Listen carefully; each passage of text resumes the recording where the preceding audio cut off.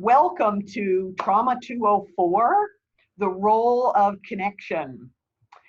Yes, this is my second series on the topic of trauma. And I'm not sure. I'm thinking I could do a lot of different series. But this series is particularly built on the work of Bessel van der Kolk. He is the author of the book titled Your Body Keeps the Score. And he spent his entire career studying trauma. He began by working with veterans in terms of post-war experiences, but he then jumped over and started serving in programs that cared for women. And he made that connection of trauma very quickly. And I'm using the 7 or 8 areas that he targeted in his research that make it problematic for people in trauma to be able to function, areas where the trauma impacts our lives. And that's what I'm up to today. Now, look, maybe like me, you're really ready for life around us to open up again. The whole health crisis thing that has us staying at home. And maybe you're ready for that to be over. You know, in these several weeks have been really, really hard. And part of me is excited, like, yeah, let's get this over with. And then there's another part of me that says, I'm not so sure. All right, I just remembered, and that's okay. I'm gonna put in to go live on Facebook and choose where. I'm so glad that I remember this, even though it's already my introduction. Thank you for being patient as I learn this process. And I'm not sure, it's a preparing live streaming preview, and I'm hoping it's there. I could have done this before, I suppose. All right, well, whether or not we're live on Facebook, I'm going to continue from here. All right. As I was saying, maybe like me, part of you is ready for this whole stay-at-home thing to be over, but maybe not. Maybe you're really interested in being able to stay home a little bit longer until you feel a little more confident that you can handle getting back out there again. There's still risks, or because you've been out of the flow of things for a while, you're not exactly sure how to fit back in. That's, how to reconnect with the world. It's a little hesitant for me. All right. Well, today that's what we're going to talk about. We're going to talk about connection. Oh, and in case you're here and haven't met me before, my name is Sandra Allen Lovelace, and I help women heal from trauma. Now, the definition I like to use for trauma is a sense of being overwhelmed in our minds, in our bodies, and in our spirits. That's just our whole selves become overwhelmed. And that can happen with an episode or an incident, a car wreck, the death of someone that we love. Or it could happen from a series of events that actually create a pattern or even a phase of our lives that's colored completely by trauma, by overwhelm. That's what trauma is. That's what we're talking about today. That's the context. Now, we've already talked about how predictability, having a framework for our lives, having that affected by this health crisis, and also about mobility and the way that's been impacted by the stay-at-home requirements and things just not being available to go to. And in those sessions, I talked about the importance of those topics and also the impact of losing them, losing the framework, losing our mobility has on our lives, and also how to improve our reaction to those things. Now, let's get into this conversation about connection. And as I do, I want to encourage you, even if you're listening to this topic later, when some semblance of normal, whatever that will be, has returned, this information will still be helpful to you because of that trauma impact. Trauma impacts our connections too. And I will talk about that. But let's start with what connection is, what we're talking about. Well, we're talking about connection in terms of relationships with other people, whether it's individually, in groups, small groups, or larger groups. But really, connection is part of the human condition. It's just part of being people. And we interact visually in order to be in sync, let's say. That's how van der Kolk describes it, to be in sync. In other words, to confirm that we're not alone. And that happens through our face and through our voice. Now, I'll say a little bit more about that in a minute, but really this whole idea of visibility is the primary mode to feed our feelings, not only of being alone, but our feelings of being alive. Remember, this is the result of his research. I didn't make this up. And so you see, connection is really important, as are all these areas that I'm going to be talking about. And in addition to that, the visual connection is what we use to regulate ourselves, to regulate what's going on the inside. It's our face and our voice. All right, I'll give you a little hint. And that's one of the reasons why people enjoy Zoom meetings like this, why FaceTime is so popular. I hope we never get to the part where that's just automatic, that we get to choose the visibility level. All right, so connection is really important. Now for the impact, what about isolation, the loss of connection? You see the serious level of that aspect of life. So if it's taken away, it affects so much. It affects the need we have as humans to be seen, It affects our need for attention. And it even affects our need to be heard. It really is a critical part of our well-being. Now look, the isolation we've been experiencing that's thrown us off balance these last several weeks, some more, some less, but we're all feeling it, happened because of the health crisis and the stay home orders, number one, but also because there was no place to go, so to speak. I mean, until they closed the gym, there was stay home, save lives going on, but I was still going to the gym in the morning because I have mobility issues I have to maintain. Well, they closed the gym. Their isolation really imposed on me, and my whole well-being was affected, the same as yours has been affected. But again, let me make that connection. This can happen in any kind of trauma. Trauma is a break in the human connection. That's what it causes. It's an impact. It's part of the impact of trauma because it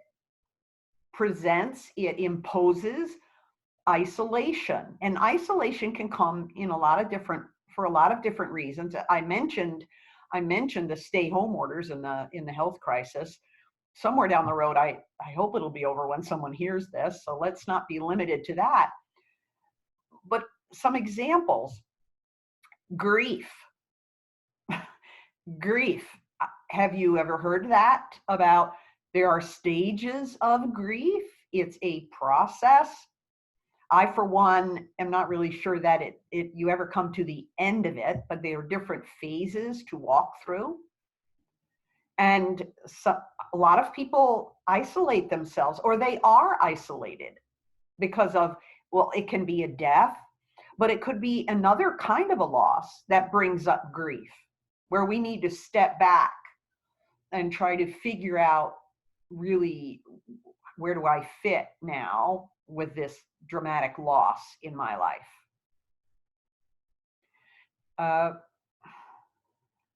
And other people don't always know how to react in those kinds of situations. So even actually, I've been through this somewhat recently, a couple of years ago, and I was ready for fellowship. I was up for it, etc.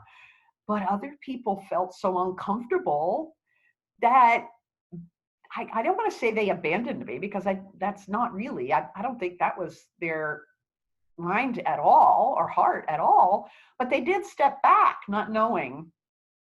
Actually, it was similar when I had my makeover, because people didn't recognize me. And one friend said to me, you know, Sandra, you don't even walk the way you used to walk.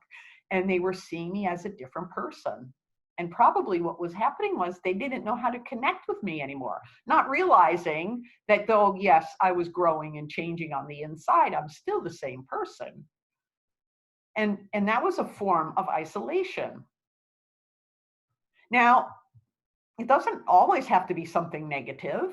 It can be something positive. For example, maybe on your job, you know, at work, there's a project you've been given, and it's really an honor to carry that project. And it's all yours. You get to shine there, and you really are pretty much left to work on your own. Those are my favorite kind of projects. But even if there's oversight and direction and limits set, there's still a sense of goal, enthusiasm, I hope. Even if I'm hoping those are the positive ones, maybe it's not always positive, but even for the positive ones, it becomes all consuming. All consuming. Ooh, that reminds me, this might be an example for someone else. That when you have young children, toddlers, really their care becomes all consuming. And we're concentrating on whatever phase they're in, potty training, working to get them be willing to go to bed on their own. And yes, I can distinctly remember that phase when we would have guests for dinner and it was time to put the children to bed, and I would say, oh, excuse me, just a few minutes. And by the time I came back down, everybody had talked about what they already wanted to talk about, and they were happy to go home.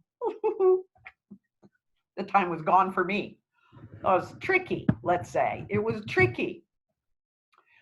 Another example that might fit for you, a move.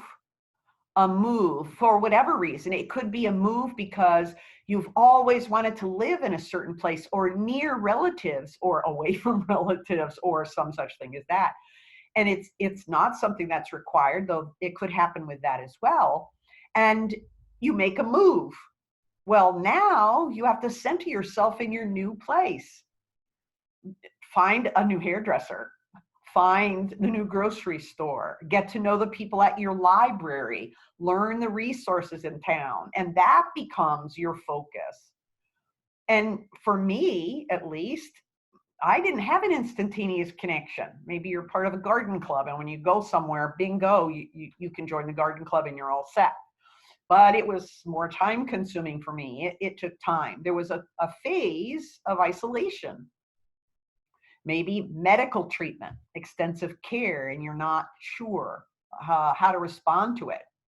It could be a positive thing, a surgery to correct a a problem, but it's rehab time. Or maybe, and I think this is probably the most central one that I can think about, and that is a faith crisis of sorts. It could be you need to address a topic that you're not exactly sure what God's word is saying, what it's teaching there.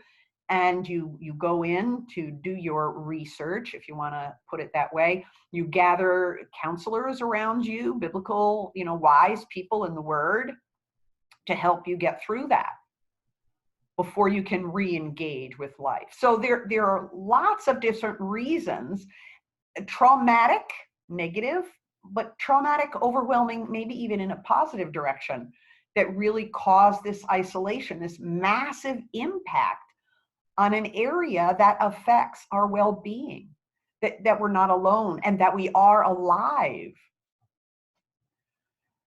I also want to mention another piece from Bessel van der Kolk, and he said that this impact, the loss of connection, is always a part of trauma. So we're not going to experience trauma and avoid this piece.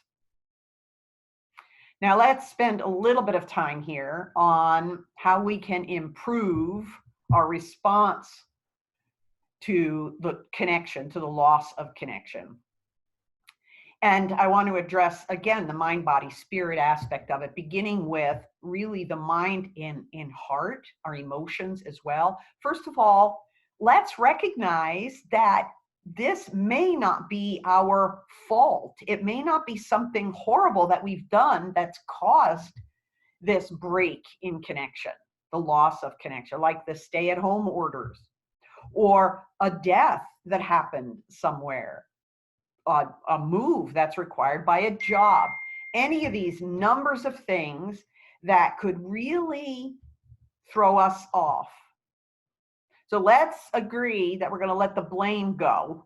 We don't have to take responsibility for it. Of course, if we have been part of that decision, it may be that it was a really good decision for us to make, and it's just an aspect of where we need to go. And that's okay too. Actually, let's go on to the next part. The phase, now I've talked about this before, this phase of this pause, the pause that we're in terms of the health crisis, I see as an opportunity because of all these things, beginning with that. We didn't cause it. It's just happening. The trauma has happened to us. The overwhelm has washed over us. And we can see that, well, let's recognize, besides recognizing the whole blame thing and dealing with that, let's also recognize that what we're feeling, the reactions that we're having are common. They're very common, not only by research, but by experience. I mean, look around you in these days. Look at the fear that's risen all over. Look at the anger that's coming out of nowhere. People are reacting to things that have been going on inside them for a very long time. And it's showing in these overt, over-the-top reactions. All right, so we're not alone. It's common. What we're experiencing and feeling is common. The experience is giving us common reactions and feelings, so on, so on. What can we do about that? Let's get really specific. We can learn. Early on, I believe it was the second session, I talked about looking at the signals, what's setting me off. I had one last week, wearing a mask. I can't do it. What is the situation? It was required at Costco, and where is that coming from? It's coming from the trauma that forced me to be silent, forced me to do something I didn't want to do, something more than uncomfortable. It was debilitating, and that's what the mask represents for me. Now, right, I know that I can handle that and deal with that. It's there. I'm taking a break from it. But that's just an example. And a lot of us in this phase are already finding ways to lean against the impact. We can use two areas. We use our voice. We talk about our feelings. We explain what's going on. Our desires. what we would like to happen, like to see happen, etc. So we communicate, and also we make choices to pursue alternatives. Using our voice and using our choice allows us to adjust. Now, haven't you noticed that? Probably a lot of people are choosing family meals that they didn't have time for before because people were running here and there. Now, family meals, so there's communication and connection, eyeball to eyeball times in every day. It's just great.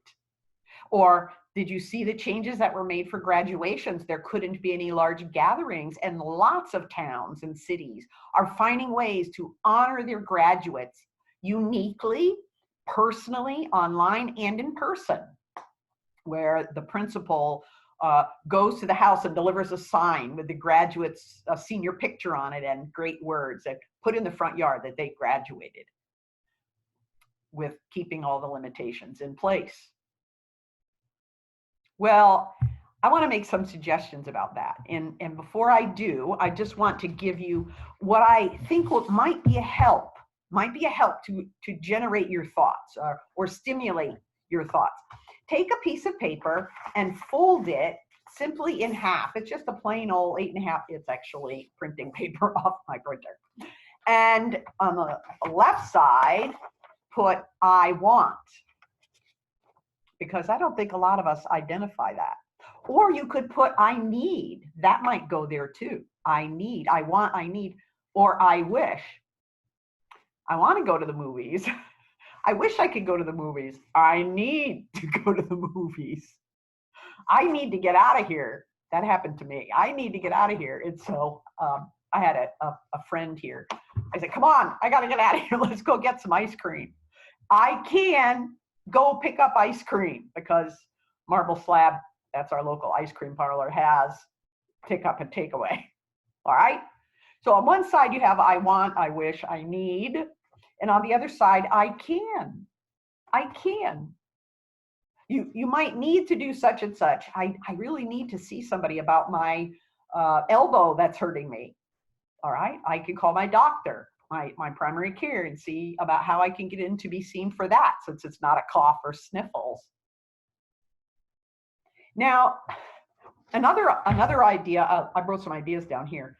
You don't have to, since I want to go to the movies, you could plan a special movie night at home.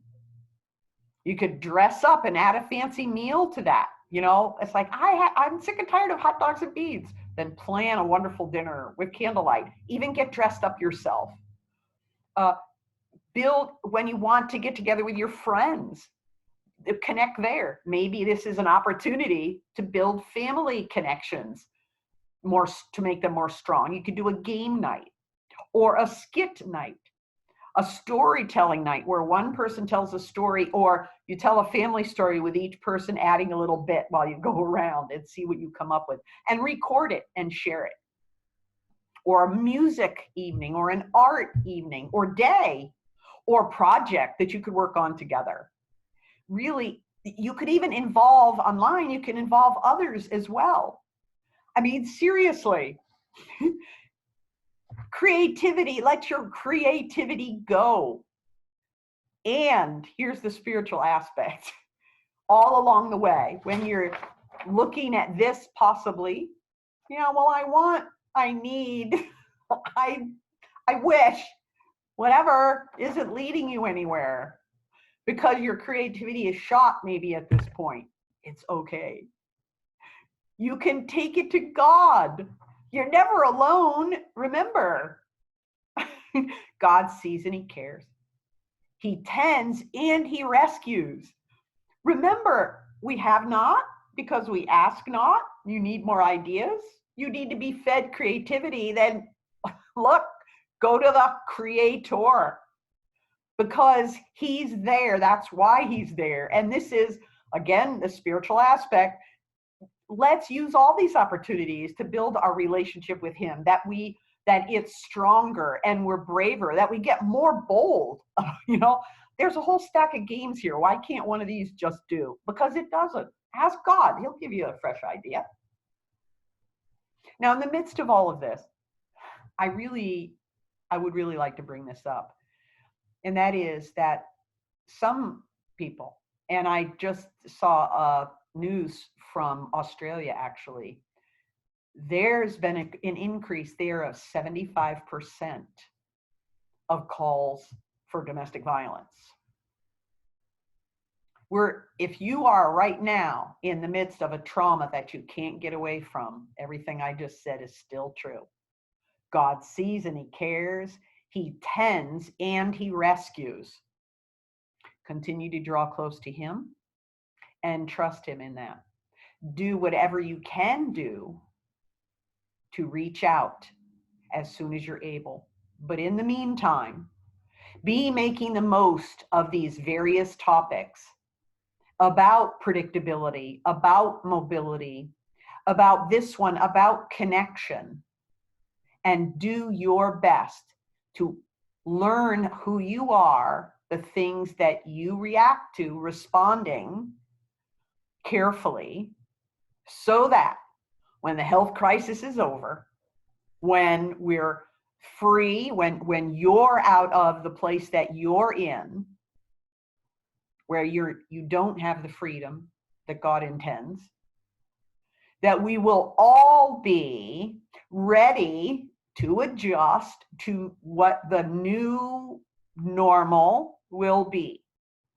And we can go forward all together. Because it isn't just for you that God has been teaching me about all this stuff, like the mask thing that came up this week. Wow, did that hit me? And it threw me back. I was in tears at Costco when I was talking to them about that last week. I said, look, that's starting on Monday and I'm not going to be able to do that. I don't know what they said. I said, could I just put on a scarf as if it were a winter scarf and pull it up around? And they said that I could do that. And I couldn't imagine it, but I had to get my tires rotated. So I had to go on Monday and I had to give it a try. It was nigh on impossible. I guess I could say claustrophobic, but that might be a dramatic word to use. But God did go with me. I told the manager, well, I can't stand here while I wait for my car. What can we do? I have my braces on. He said, oh, we have this little makeshift space over here for employees and we clean it regularly and so on and so on. Said, okay, that's fine. That's fine. And I was able to sit. I brought a study that I'm working on to occupy my mind and direct my heart and my spirit, because it was a Bible study, and got me through that time. I've also called a friend so she can get me what I need from Costco, at least in the short term. We'll see how long this goes on. But God is opening a window to give me a way out. He will do the same for you, no matter where you are. All right, that's what I have to say today about connections. Thank you so much for watching. Please comment in the connections down below. Let me know if some of the exercise I gave earlier is, if you're continuing it and how it's going. Look to send your email address to me so that I can send you an invitation to our next sessions and help me be able to focus on the turn off recording today. Thanks for being here. Bye-bye.